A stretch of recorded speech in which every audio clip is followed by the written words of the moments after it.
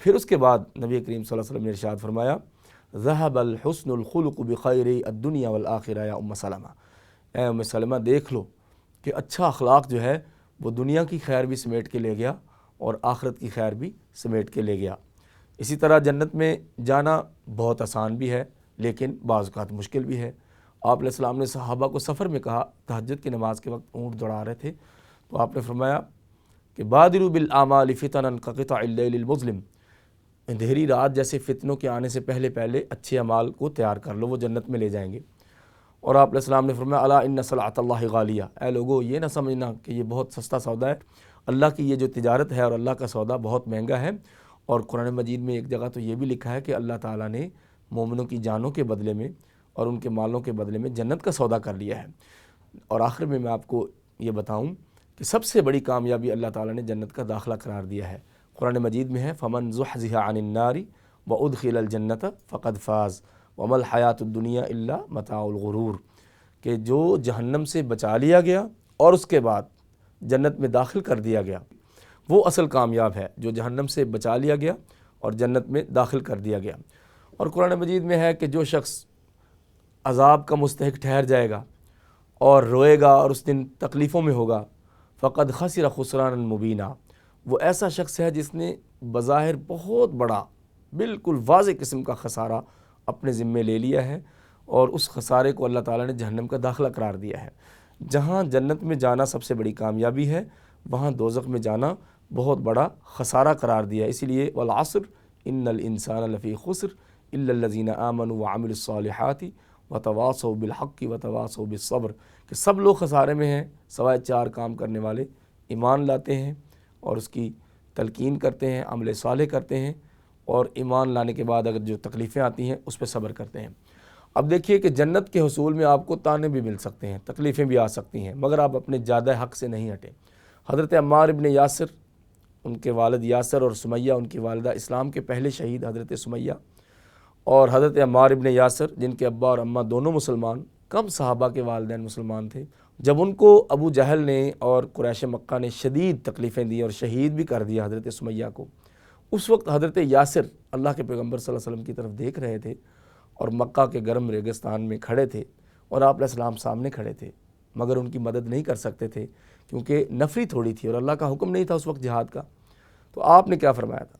اصبروا آل یاسر فإن موعدکم الجنہ، اے یاسر کی آل اولاد صبر کرو، مصیبتوں پہ صبر کرو، برداشت کر لو، بے شک ہم جنت میں اکٹھے ہوں گے، صبر کے بدلے میں جنت ملتی ہے، بر الوالدین کے بدلے میں جنت ملتی ہے۔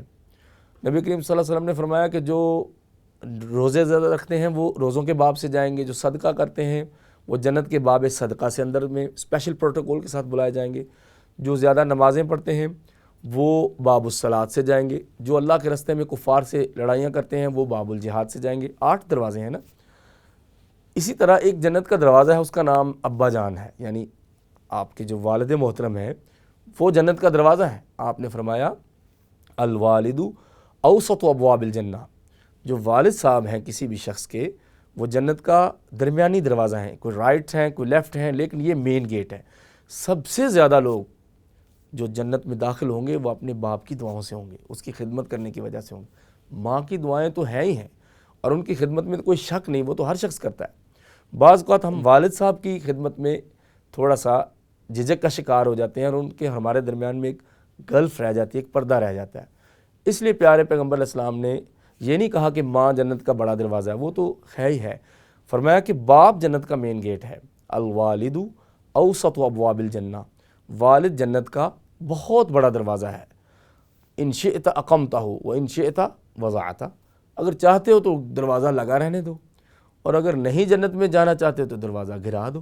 جب دروازہ گر جائے گا تو پھر جنت میں دیوار پھلانگ کے تو نہیں جانے دیں گے نا آپ کو، دروازے کے اندر سے پروٹوکول ہوتا ہے ہر ادارے کا۔ اسی لیے جنت کا جو دروازہ ہے وہاں بھی فرشتے آپ کا استقبال کریں گے۔ ان دروازوں میں سے ایک والد صاحب ہیں، اور اسی لیے قرآن کہتا ہے وَبِالْوَالِدَيْنِ احسانہ، جہاں اپنی اماں کا خیال رکھنا ہے وہاں اپنے ابا کا بھی خیال رکھنا ہے۔ تو یہ جوان لڑکے اور جو لڑکیاں ہیں، جو بچے ہیں، ینگسٹرز ہیں، ان کے لیے پیغام ہے کہ آپ بھی جنت کے اسی طرح مستحق ہیں جس طرح کوئی عالم دین ہے، جس طرح کوئی استاد ہے، جس طرح کوئی والدین ہے، جیسے بوڑھے بزرگ ہیں، جیسے دین کی دعوت دینے والے ہیں، ایک لڑکے اور لڑکی اور چھوٹے بچوں کو بھی جنت کا اتنا ہی شوق ہونا چاہیے، کیونکہ ہم سب چاہتے ہیں کہ دنیا میں بھی اپنے پیرنٹس کے ساتھ رہیں اور جنتوں میں بھی اپنے والدین اور بہن بھائیوں کے ساتھ رہیں۔ اس لیے قرآن کہتا ہے کہ جنت میں ان کی بیویوں کو بھی ان کے ساتھ ہی داخل کیا جائے گا اگر ان کے اعمال اچھے ہوں گے، اور خامندوں کو بھی بیویوں کے ساتھ، اور بچوں کو ماں باپ کے ساتھ اگر ان کے اعمال اچھے ہوں گے۔ اس لیے جنت میں اگر زیادہ داخلہ کرنا ہے تو والد کے ساتھ حسن سلوک کریں۔ اور ایک حدیث ہے، حضرت عبداللہ ابن عمر رستے میں جا رہے تھے، کس طرح وہ لوگ جنت حاصل کرنے کے متمنی رہتے تھے۔ ایک بدو آیا، اعرابی گاؤں کا شخص، اور اس نے حضرت عبداللہ ابن عمر کو سلام کیا۔ عبداللہ ابن عمر مدینہ سے باہر تھے، قافلے میں سب سے معزز شخص عبداللہ ابن عمر تھے۔ وہ اپنا امامہ بھی اتار کے انہوں نے دے دیا اور اپنا گدھا بھی اس کو گفٹ کر دیا جس پہ سوار تھے، اور ستو اور کھجوریں وغیرہ بھی دیں۔ تو دوسرے ان کے شاگرد کہنے لگے کہ آپ نے گاؤں کے شخص کو اتنا کچھ دے دیا، اپنی سواری بھی دے دی، اپنا امامہ بھی اتار کے دے دیا، یہ گاؤں کے لوگ ہیں، یہ تو یرضا بھی یسیر، تھوڑی سی چیز سے خوش ہو جاتے ہیں۔ تو انہوں نے کہا تمہیں معلوم نہیں کہ اس کے ابا اور میرے ابا دوست تھے، اس کے ابا اور میرے ابا دوست تھے، کان بین ابی و بین ابیہ ود، اس کے اور میرے ابا کی آپس میں محبت اور دوستی کا عہد تھا۔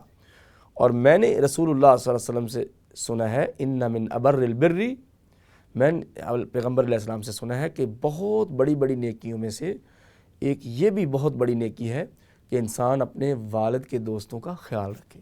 تو حضرت عبداللہ ابن عمر نے اپنی سواری بھی دی، اپنا سر سے پگڑی بھی اتار کے دی، اور تحفے بھی دیے اور کھانا بھی دیا، اس لیے کہ وہ حدیث پہ عمل کر سکیں جس کی وجہ سے انسان جنت میں داخل ہو سکتا ہے۔ اور آپ علیہ السلام نے فرمایا، صحابہ نے پوچھا اے پیغمبر علیہ السلام، جنت میں آپ کے سب سے زیادہ قریب شخص کون ہوں گے؟ آپ نے فرمایا جن کے اخلاق اچھے ہوں گے اور جو مجھ پہ زیادہ درود بھیجتے ہیں۔